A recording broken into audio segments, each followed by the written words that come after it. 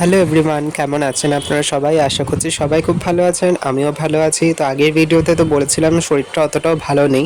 না, এখনও ভালো নেই ঠিকই, কিন্তু তাও মানে একটু সেই মাইন্ড ডাইভার্ট করার জন্য আমি আর কি বেরিয়ে পড়েছিলাম। কোথায় সেটা তো আপনারা দেখে বুঝতেই পারছেন। এটা হচ্ছে স্কাই ওয়াক, যেটা আর কি মানে অনেক দিন আগেই উদ্বোধন হয়েছে, কিন্তু আমার যাওয়া হয়নি যদিও বা। তো আজকে স্কাই ওয়াকে উঠলাম। তো এটা হচ্ছে কালীঘাটের স্কাই ওয়াক, যেখানে আমার প্রথমবার ওঠা। তো স্কাই ওয়াক ধরে হেঁটে যাচ্ছি, আর একটা জিনিসই শুধু দেখে অবাক হচ্ছি, পুরো স্কাই ওয়াকটাই কিন্তু একদম পরিষ্কার পরিচ্ছন্ন, মানে কোথাও কোনো নোংরা নেই, কিছু নেই। আর ওপরে ঝাড়বাতিগুলো দেখুন কতটা সুন্দর লাগছে। আর অনেকটাই রাস্তাটা, তো হেঁটে যাচ্ছি, তো হেঁটেই যাচ্ছি। তারপর দেখলাম যে আর কি নামার জায়গা রয়েছে, তো তারপর নেমে পড়লাম।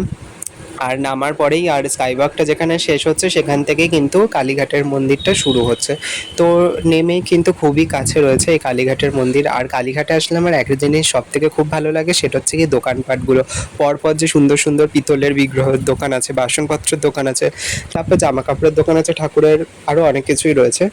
তো এগুলোই খুবই ভালো লাগে। তো চলে এসেছি দেখুন মন্দিরের সামনে। মন্দিরের ভেতর যেহেতু ভিডিও করা অ্যালাউড নয়, সেটা তো আপনারা সবাই জানেন। তো এই কারণে আর ভিডিও করিনি। আর তার মধ্যে যেহেতু আজকে একটু ভাবলাম যে পুজো দিতে যাই, তারপর একাই বেরিয়ে পড়েছি, গিয়ে আর কি পুজোটা দিয়ে আসলাম মায়ের কাছে।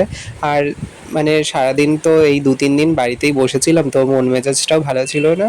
তো যাই হোক, তো গেলাম, গিয়ে আর কি মায়ের দর্শন করে আসলাম। ভালোভাবেই পুজো দিতে পেরেছি, আর খুব একটা ভিড়ও ছিল না।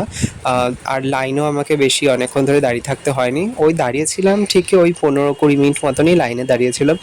তো আজকের ভিডিও এটুকুনি, দেখা হচ্ছে অন্য একটা ব্লগে। আর আপনাদেরও যদি এরকম মন মেজাজ খারাপ থাকে, তাহলে অবশ্যই বাড়ির কাছাকাছি মন্দিরে পারলে একবার অন্তত ঘুরে আসবেন। দেখা হচ্ছে অন্য ব্লগে। রাধে রাধে।